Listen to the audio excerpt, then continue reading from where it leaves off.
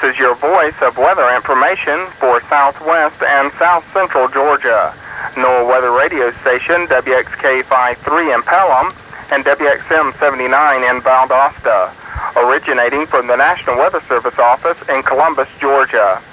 Our Pelham transmitter operates on a frequency of 162.55 megahertz from the Georgia Educational Television Tower near Pelham.